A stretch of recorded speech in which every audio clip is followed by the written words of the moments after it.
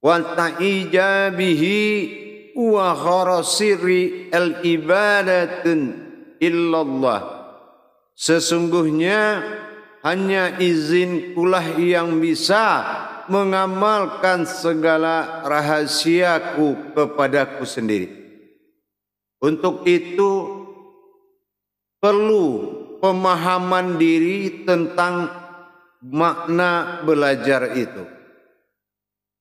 Boleh saja kita memiliki amalan yang kita laksanakan, tetapi keikhlasan tentang ketentuan Allah pada diri belum sepenuhnya. Ini juga akan menjadikan suatu penghalang yang sangat besar. Contohnya apa? Allah akui kepemilikan Dia dalam diri sampai tidak ada lagi kepemilikan kita dengan perintah nafsahu, yaitu mengenal diriku. Nah, setiap kajian yang kita jalankan, sesungguhnya kita memperjalankan kajian itu dengan nafsahu, keakuan Allah pada tajalli diri. Jadi kalau kita hanya dihalalkan untuk mengenal diri, tetapi kita tidak mengikhlaskan kalau diri yang diamanahkan, yang kita pakai selama ini disebut dengan diri si wujud mu'ad, yang hanya makan, minum, kawin, tertawa, menangis, sebuah wujud mu'ad. Kita lupa kalau itu adalah berinsannya Allah pada diri kita. Berinsan Allah, bersifat umat Allah pada diri. Ini yang dikatakan diri. Kalaulah Allah tidak berinsan, apapun kajian kodrat diri tidak akan pernah mendapatkan keumatan. Karena kalau kita belajar di dalam ajaran tauhid, kita disuruh mengenal sesuatu yang akan hilang. Apa yang dikatakan yang akan hilang, yaitu apa yang dikenalkan. Contohnya diri. Nah, diri ini apabila kita ikuti pengkajian dirinya, maka menuju sebuah yang berdiri. Bukan artinya Allah itu sebuah diri. Jadi jangan kita salah memahami makna daripada hakikatnya. Bertajalli mengkaji diri bukanlah artinya mencari diri kita, tetapi bagaimana kita mendapatkan Allah dalam bentuk sebuah asal dari kita yang bersifat wujud. Kalau masih memiliki jalan dan nama, itu masih dikatakan tajalli. Jadi menyempurnakan pemahaman ke arah sana, kita harus melengkapi persyaratan-persyaratan, yaitu mendapatkan diri keumatan Allah pada diri kita.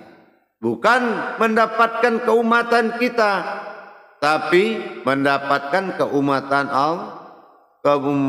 Allah. Bersifat insannya Allah bagi diri, bukanlah diri itu adalah insan yang berdiri sendiri.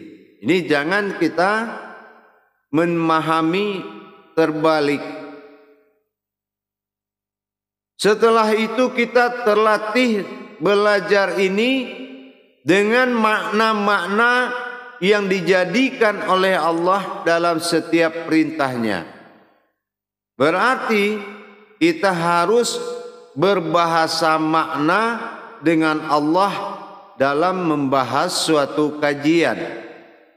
Nah, seperti kita percontohkan, kita telah melakukan belajar sholat sunat, ya, sholat wajib, hakikat wajib, hakikat sunat. Tapi kita tidak memiliki perasaan kapan saya ini akan bertuhan kepada Allah?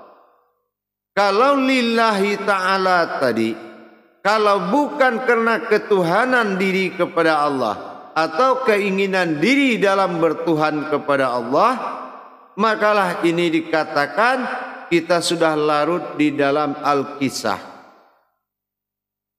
Supaya kita keluar dari Al-Kisah, maka kita harus punya hati nurani ingin bertuhan kepada Allah. Niat bukanlah sesuatu keinginan atau nawaitu, tetapi niat adalah kebutuhan. Merasa hina kita tidak kenal dengan Tuhan, dengan Allah, umur sudah segini. Tidak merasa nyaman hidup tanpa bertuhan, gelisah hidup tanpa bertuhan. Ini adalah satu dasar yang paling mendukung. Jadi jangan kita hanya mencari pemahaman yang kita bisa pahami aja. Ini namanya kita telah mempersulit diri. Di sini diajarkan ilmu makom tauhid yang bersifat tauhudun. Artinya kita akan menghimpun, akan menjadi satu sesuai perintah syahadat. Syahadat menyatukan, syahadah langsung ahad menjadi satu. Jadi kalau kita lihat, apa bisa ya saya belajar bicaranya seperti Buya? Dia lancar. Oh, mungkin karena sudah lama. Banyak prasangka dalam diri. Kita akan mendapatkan sesuatu kemudahan yang besar kalau kita telah berhasil mendirikan kodrat ketuhanan itu hidup di mata Allah. Dan kalau kita sudah mendapatkan keikhlasan hati, itu lebih mempercepat. Karena yang dikaji ini adalah yang wajib yang ketiga. Apa yang wajib yang ketiga? Bagaimana setelah dikatakan aku dizahirkan untuk menyembah? Artinya apa? Kalau memang diri ini adalah suatu kodrat yang dizahirkan untuk menyembah, maka pengembalian diri kepada Allah itu adalah persoalan nomor satu. Ternyata tidak bisa kita kembalikan hanya dengan pengakuan. Itu tidak bisa. Tetapi dengan mengosongkan kepemilikan dan rasa memiliki, ini adalah solusi. Dan sangat berharap kalau YouTube Buya Pasaman Timur adalah suatu panduan untuk sebagai titian siratal mustaqim untuk lebih dekat bermuqarabun kepada Allah. Untuk lebih dekat bermuqarabun atau mendekatkan diri. Makanya ada tayangan mendekatkan diri itu namanya muqarabun. Nah, atau muqarabin.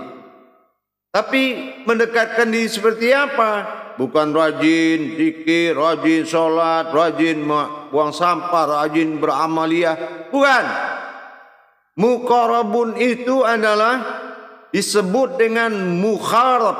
Mukharab ini benar-benar menjadi suatu kodratnya Allah dan dikuasai oleh Allah, dan bin mengatakan kehidupan Allah. Merasa hidup dan merasa dikuasai oleh Allah dan merasa kehidupan Allah adalah kita. Sampai seperti muqarabun ini yang dikatakan mendekatkan diri. Tapi kalau mendekatkan diri itu artinya secara amaliyah berdekatan, maka inilah syirik yang paling tinggi. Bergesekan bisa membuat syirik kubro. Jadi maksud dekat dengan Allah adalah berdiri dan menyatakan sifat dan kodrat Allah maujud adalah diri. Jadi jangan kita mengamalkan, kenapa ya saya belum bisa mengamalkan. Nah, kalau nasib diri itu, perjalanan asal usul itu, dan wajib dikembalikan dan hidup dengan asal usul diri, yaitu diri insannya Allah pada diri. Saya sudah terangkan, apa insan itu Buya? Saya sudah terangkan, alif nun sin ins, terus ada an. Jadi yang dikatakan kodrat alif sin nun ati rabbani rohani dan nurani ini adalah an. An itu batin. Artinya apa? Sudahkah kita menganggap itu semua batinnya Allah? Kalau sudah, barulah diakui diri itu bernama al-haqqullah, atau dikatakan si wujud min an. Si wujud an namanya adalah min. Jadi kalau ini yang dikatakan pendekatan diri kepada Allah dengan mengamalkan diri itu sendiri. Nah, ini makanya dinamakan juz amma. Jadi yang diamalkan diri. Jadi bukan diri itu kita, oh ini diri kita, bukan. Amalan itu nafsahu, yang humulnya berasal dari nafsihi. Nah begitu. Itu sekedar wawasan. Karena bagaimanapun, kalau keikhlasan kita mengakui apa yang dikatakan Allah terhadap sifat-sifat dan kodratnya adalah diri kita, dan kita belum merasakan sebuah kodrat Allah, masih berupa keilmuan, ngamalin, sementara diri enggak merasa diamalkan Allah. Diri enggak terasa dan tidak berasa diperhatikan oleh Allah. Itu namanya amal. Jadi juz amma itu manusia yang mengamalkan dan diamalkan. Inilah disebut amalan manusia. Jadi yang diamalkan itu diri. Nah ini dinamakan juz amal. Nah ini yang dikatakan diri yang menjadi amalan untuk dasar mencapai kehakikatan kepada Allah Subhanahu wa taala. Hadirin jamaah yang dirahmati Allah rahimakumullah. Kalau di sini kita dibentuk menjadi seorang kealiman, mendirikan kealiman dan akan ditampilkan dalam bentuk keulamaan atau disebut alim ulama, jangan mempersulit diri dengan pengakuan sendiri, tapi menjamin diri itu lebih bagus daripada mengakui kesulitan diri. Buya Hamka kan sudah pernah sampaikan dalam salah satu kitab tasawufnya, kalau tidak tahan sulitnya belajar, maka tahanlah susahnya hidup. Ini kita ingat itu terus.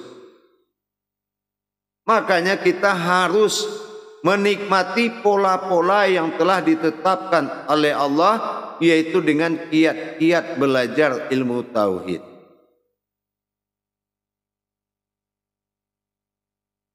Mengenal diri itu hidup akan indah. Ingat, mengenal diri lebih dalam lagi membuat hidup akan indah. Kenapa? Karena kedekatan semakin terasa.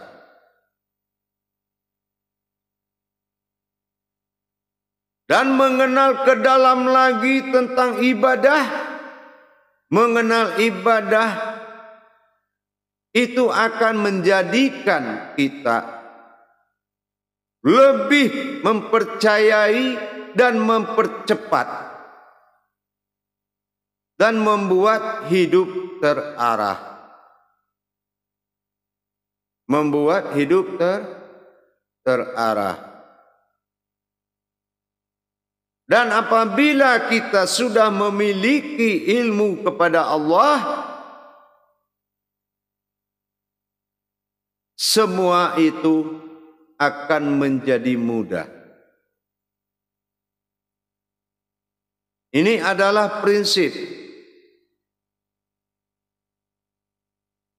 Makanya kalau kita ulangi tadi prinsip daripada akidah itu, ya, kalau mengenal diri itu semakin meningkat, maka kita akan merasakan hidup itu indah. Dan mengenal Allah dalam ibadah semakin meningkat, membuat kita hidup terarah. Dan yang ketiga, mendapatkan ilmu dan berilmu kepada Allah menjadikan hidup serba mudah. Ingat, pameo dan istilah itu, moto yang saya sampaikan itu wajib menjadi rambu-rambu. Hidup mengenal Allah menjadikan semua hidup ini indah. Karena kita sudah tahu batasannya. Dan apabila kita memperdalam ilmu ibadah, maka hidup semakin terarah. Dan apalagi kita sudah mendapatkan ilmu kepada Allah, maka hidup semakin mudah. Ingat itu. Baik, jemaah sekalian, mari kita mulai muzakarah.